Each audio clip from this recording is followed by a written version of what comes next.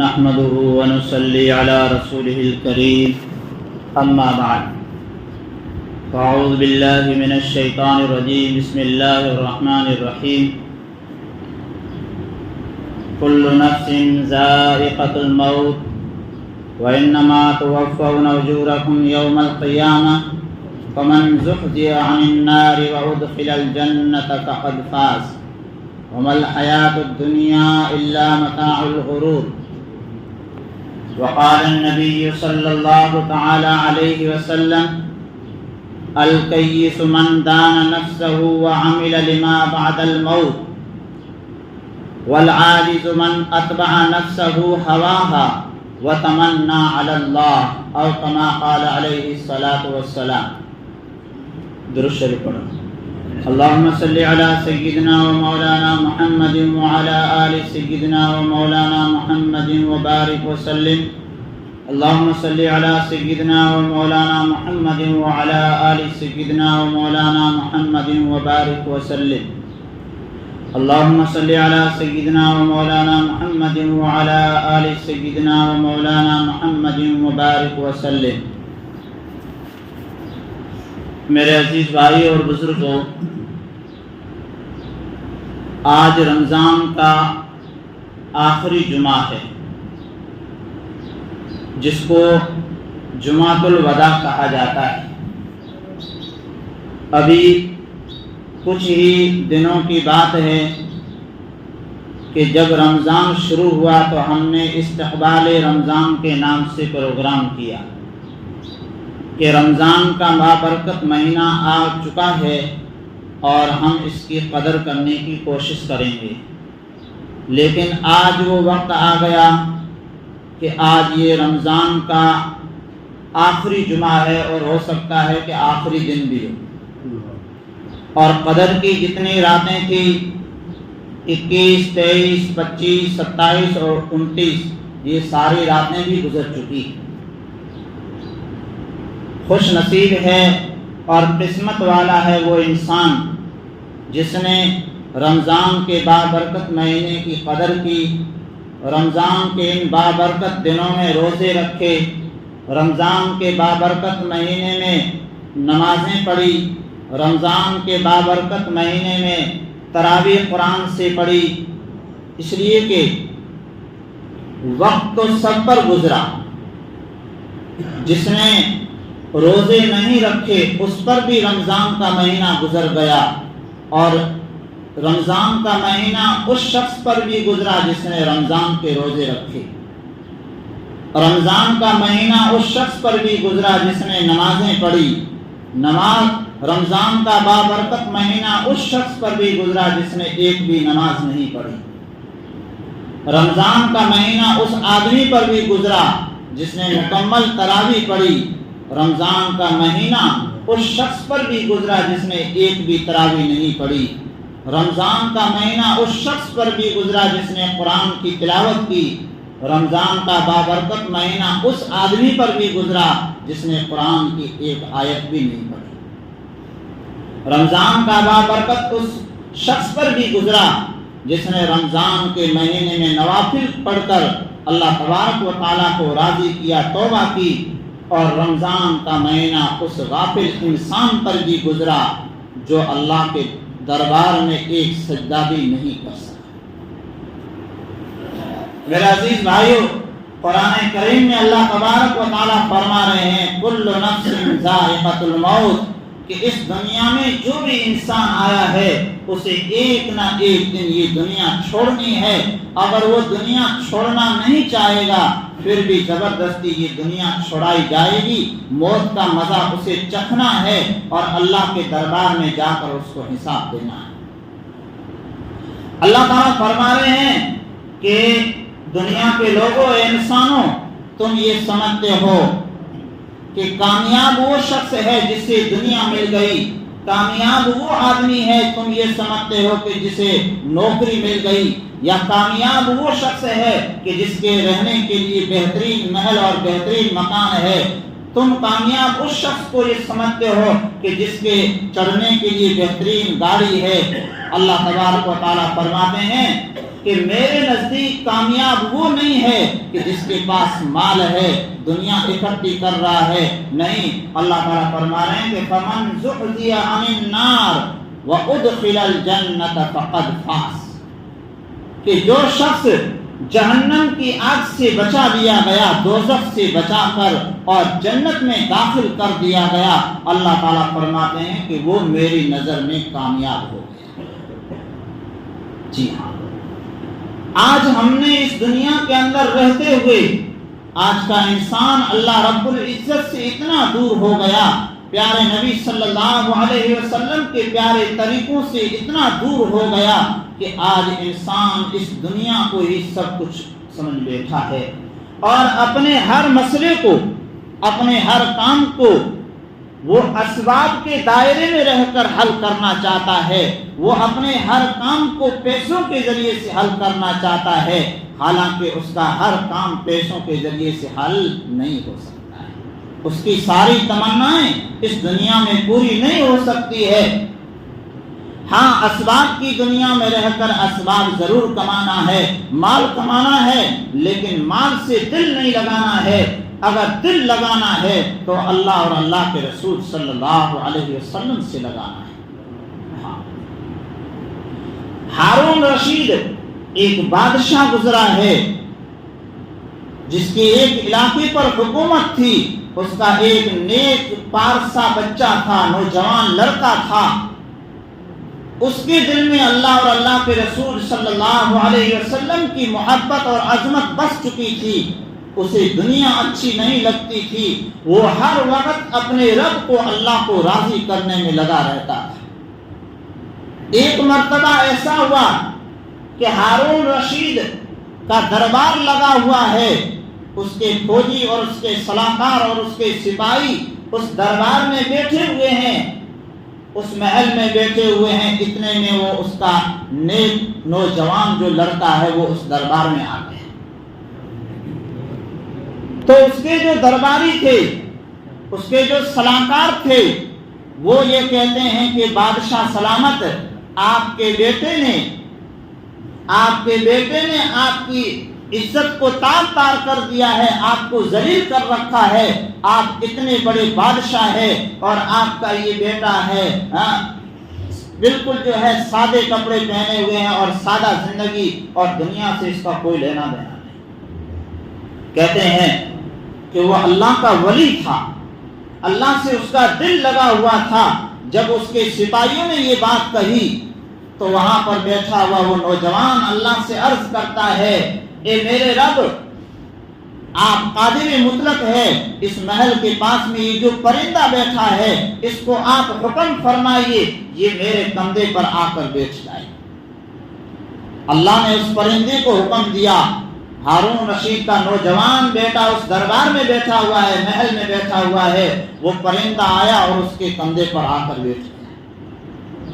پھر اس نے دل میں دعا کی کہ یا اللہ، اس کو اب حکم فرما دیجئے یہ پرندہ چلا جائے۔ اب وہ پرندہ اڑ کے چلا گیا۔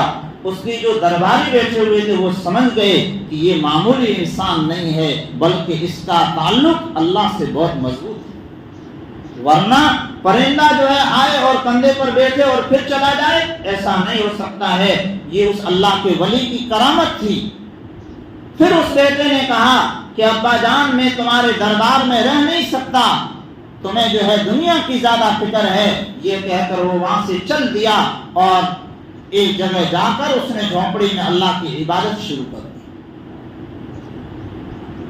اپنے اسباب کے لیے، اپنی روزی روٹی کے لیے ہفتے میں وہ ایک مرتبہ مزدوری کرتا تھا اور ایک ہفتہ جو ہے اسی مزدوری سے گزارا کرتا تھا، اور پورا ہفتہ رہ کر وہ اللہ کی عبادت کیا کرتا تھا۔ تو ابو عامر بصری رحمت اللہ علیہ کہتے ہیں کہ ایک مرتبہ ایسا ہوا کہ مجھے کچھ مزدور کی ضرورت پڑی مزدوری کرانے کے لیے، تو میں چوراہے پر گیا اور وہاں پر دیکھا کہ چند لوگ بیٹھے ہوئے ہیں۔ میں نے اس نوجوان کو دیکھا کہ وہ قرآن مجید پڑھ رہا ہے، اللہ کے کلام کی تلاوت کر رہا ہے۔ میں اس کے قریب میں گیا، میں نے کہا کہ مزدوری کرو گے؟ تو اس نے کہا کہ ہاں مزدوری کر رہے ہیں۔ ابو عامر بصری رحمۃ اللہ علیہ کہتے ہیں کہ اس شخص نے کہا کہ میں مزدوری تو کروں گا لیکن میری 2 شرطیں. پہلی شرط یہ ہے کہ میں جو مزدوری لوں گا وہ 1 درہم اور 1 دانق یعنی درہم کا 6واں حصہ. 1 پورا درہم لوں گا اور 1 درہم کا 6واں حصہ لوں گا. حالانکہ اس وقت کہتے ہیں کہ مزدوری 2 درہم چلا کرتی تھی. اس نے کہا کہ پہلی شرط یہ، اور دوسری شرط یہ ہے کہ جب نماز کا وقت ہوگا تو میں کام کو چھوڑ کر نماز کے لیے چلا جاؤں گا، تاکہ تیری دونوں شرطیں منظور. ابو عامر بصری رحمۃ اللہ علیہ کہتے ہیں کہ میں اس کو گھر لے کر گیا، اس نے کام کرنا شروع کیا. فرماتے ہیں کہ رات سے پہلے جب مزدوری جو ہے پوری ہوئی تو فرماتے ہیں کہ ایک مزدور نے 11 آدمیوں کا کام کر دیا. جتنا 11 آدمی مل کر کام کر سکتے ہیں اس ایک نوجوان نے پورا کام کیا. ابو عامر بصری کہتے ہیں کہ میرے دل میں جو ہے یہ تمنا ہوئی کہ اس نے آج بہت زیادہ کام کیا ہے، آج میں اس کو خوشی سے 2 درہم دوں گا. ابو عامر کہتے ہیں کہ میں نے اس کو 2 درہم پیش کیے. وہ نوجوان کہتا ہے کہ میں نے کیا شرط لگائی تھی؟ میں نے کہا تھا کہ میں 1 پورا درہم اور 6واں حصہ اس سے زیادہ نہیں لوں گا، میری شرط تھی پہلے سے. فرماتے ہیں کہ اس نے مزدوری لی اور وہ چلا گیا. دوسرے دن مجھے پھر جو ہے مزدور کی ضرورت پڑی. ابو عامر کہتے ہیں کہ میں جب وہاں پر پہنچا تو دیکھا کہ وہ نوجوان وہاں پر آج موجود نہیں ہے. میں نے وہاں جو لوگ بیٹھے ہوئے تھے ان سے پوچھا کہ کل یہاں پر ایک نوجوان بیٹھا ہوا تھا جو قرآن کی تلاوت کر رہا تھا، کہ ہاں بے شک صحیح بات ہے، وہ ہفتے میں 1 مرتبہ ہی مزدوری کرتا ہے اور باقی دن وہ مزدوری کے لیے یہاں نہیں آتا ہے. ابو عامر بصری رحمۃ اللہ علیہ کہتے ہیں کہ جس دن اس کی مزدوری کا دن تھا وہاں پر میں پہنچا اور وہاں پر وہ موجود تھا نوجوان. میں نے کہا کہ مزدوری کے لیے چلو گے؟ تو انہوں نے کہا کہ ہاں چلوں گا لیکن 2 شرطیں. ابو عامر کہتے ہیں میں اس کو لے کر آیا تو میں نے جو ہے دل میں یہ احساس کیا کہ اس نے پچھلے ہفتے 11 لوگوں کا کیسے کام کر لیا. کہتے ہیں کہ میں چھپ کر جو ہے اس کے کام کو دیکھنے لگا تو میں کیا دیکھتا ہوں کہ یہ نوجوان جو ہے صرف ایسے اشارہ کرتا ہے، وہاں سے گارا بن کر فوراً وہاں پر لگ جاتا ہے اور اینٹیں جو ہے دوڑ کے آ رہی ہے اور لگ رہی ہے پھٹافٹ. اور فرماتے ہیں کہ رات سے پہلے اس نے 15 لوگوں سے زیادہ کا کام کیا. فرمایا کہ وہ نوجوان مزدوری لے کر چلا گیا. پھر میں جو ہے دوسرے ہفتے جب پہنچا تو وہاں پر کسی نے یہ بتلایا کہ یہ شخص نوجوان بیمار ہو چکا ہے اور وہاں پر اس کی جھونپڑی ہے. ابو عامر بصری کہتے ہیں کہ میں اس نوجوان کے پاس پہنچا تیمارداری کے لیے تو دیکھا کہ بخار زیادہ چڑھ چکا ہے اور وہ نوجوان مجھ سے کہنے لگا کہ ابو عامر میں تمہیں جو ہے 2 باتیں کہتا ہوں کہ یہ میرا لوٹا ہے، میری لنگی ہے اور یہ چٹائی ہے، یہ میری قبر کھودنے والے کو دے دینا، اور یہ میرا قرآن مجید ہے اور یہ انگوٹھی ہے، یہ میرے ابا ہارون رشید کو پہنچا دینا. ہارون رشید جو بادشاہ ہے اس کو پہنچا دینا. ابو عامر کہتے ہیں میں نے اس کو تسلی دی کہ آپ کا انتقال نہیں ہوگا، اللہ تعالیٰ آپ کو شفا دے دیں گے. ابو عامر کہتے ہیں کہ اس نوجوان کا انتقال ہو گیا اور اس کے کہنے کے مطابق وہ لوٹا اور اس کی جو چٹائی تھی، اس کی جو لنگی تھی، قبر کھودنے والے کو دے دی اور اس کے بعد اس کو دفن کر دیا گیا. ابو عامر کہتے ہیں میں نے اپنے ہاتھ سے اس کو غسل دیا اور پھر قرآن مجید اور اس کی انگوٹھی لے کر میں ہارون رشید کے پاس پہنچا. تو بیٹے نے کہا تھا، ابو عامر کہتے ہیں میں نے اس سے یہ سوال کیا تھا کہ ہارون رشید مجھے کیسے پہچانیں گے؟ تو کہا کہ جب تم جاؤ گے تو بادشاہ سفر میں جا رہا ہوگا، اس وقت تمہاری جو ہے شہر سے باہر کنارے میں ملاقات ہو جائے گی. ابو عامر کہتے ہیں ایسا ہی ہوا. میں نے ہارون رشید کو آواز دی اور میں نے کہا کہ یہ تمہاری امانت ہے، یہ قرآن مجید ہے اور یہ انگوٹھی ہے. ابو عامر کہتے ہیں کہ ہارون رشید نے کہا کہ یہ تو میرے بیٹے کا قرآن ہے. کہا کہ میرے بیٹے کا کیا ہوا؟ تو کہا کہ تمہارا بیٹا جو ہے دنیا سے انتقال کر گیا ہے۔ ہارون رشید نے کہا کہ ابھی میں ضروری کام سے جا رہا ہوں، تم میرے محل میں چلو۔ ابو عامر کہتے ہیں میں محل چلا گیا۔ ہارون رشید جب واپس آیا تو اس نے مجھ سے پوچھا کہ میرے بیٹے کو تم نے کیسے پایا؟ تو ابو عامر کہتے ہیں کہ میں نے کہا کہ تیرا بیٹا بہت نیک تھا، اللہ سے اس کا اتنا تعلق تھا کہ وہ ہفتے میں صرف ایک مرتبہ ہی مزدوری کرتا تھا، پورا سارا جو دوسرے دن ہے اس میں وہ اللہ کی عبادت کرتا تھا۔ ہارون رشید نے کہا کہ میرے بیٹے کو کس نے غسل دیا؟ ابو عامر کہتے ہیں کہ میں نے کہا کہ میں نے ہی غسل دیا۔ تو ہارون رشید نے جو ہے آگے بڑھ کر میرے ہاتھوں کو بوسہ دیا، چوما، اور کہا کہ میرا بیٹا بہت نیک تھا۔ اور پھر ہارون رشید اس کی قبر پر گئے اور وہاں جا کر فاتحہ پڑھی۔ میرے عزیز بھائیو، جن کا تعلق اللہ سے جڑتا ہے تو پھر ان کے کاموں میں اللہ کی مدد ہوتی ہے۔ آج ہم نے اللہ سے تعلق توڑ دیا، آج کا مزدور جو ہے پورا مہینہ مزدوری کر رہا ہے مگر اس کی مزدوری میں برکت نہیں ہے، سال بھر جو ہے کمائے جا رہا ہے۔ انسان پیسے کی مشین بن چکا ہے، اعمال نام کی کوئی چیز نہیں ہے، لیکن پھر مڑ کر دیکھتا ہے تو جیسا تھا ویسا کا ویسا ہی بیٹھا۔ کیوں؟ اس لیے کہ آج مزدور میں مزدوری کی جو ہے امانت نہیں رہی۔ مزدور جو ہے آئے گا تو اگر 8 بجے کا ٹائم ہے تو وہ 9 بجے آئے گا، اگر 6 بجے چھٹی کرنی ہے تو 5:30 بجے چھٹی کر کے چلا جائے گا۔ 2 دن کا کام آج کا مزدور اور آج کا کاریگر 6 دن میں کرتا ہے۔ ظاہری بات ہے کہ جب وہ پیسے جو ہے حلال کے نہیں لے گا تو روزی میں برکتیں کیسے ہو سکتی ہیں؟ تو میرے عزیز بھائیو، دنیا کی یہ زندگی یہ نیک اعمال کرنے کی زندگی ہے، اس لیے کہ جب ہم اللہ کے دربار میں پہنچیں گے تو وہاں پر جو کامیابی کا دار و مدار ہے، اللہ تبارک و تعالیٰ نے مال کو نہیں کہا ہے بلکہ کامیابی کا دار و مدار نیک اعمال پر ہے۔ خود قرآن میں اللہ تعالیٰ فرمایا ہے۔ اور یہ دنیا کی زندگی جس میں ہم اور آپ جو ہے دل لگائے بیٹھے ہیں، ایک دن جو ہے زبردستی چھوڑا دی جائے گی، کوئی 1 سیکنڈ بھی ہمیں آگے نہیں دے سکتا ہے۔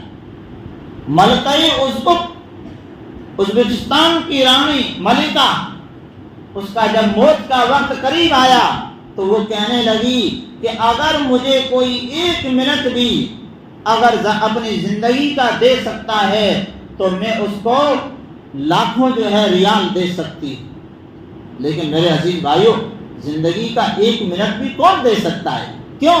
اس لیے کہ زندگی کی باغ دوڑ اللہ نے اپنے ہاتھ میں رکھی ہے، زندگی اور موت کا مالک وہ اللہ ہے۔ اللہ تبارک و تعالیٰ نے اس دنیا کے اندر جن کے پاس بہت سارے اسباب تھے، مال و ملکیت تھی، اور وہ دنیا کی جو ہے بادشاہی کا دعویٰ کرتے تھے، لیکن ان کا مال ان کو موت سے بچا نہیں سکا۔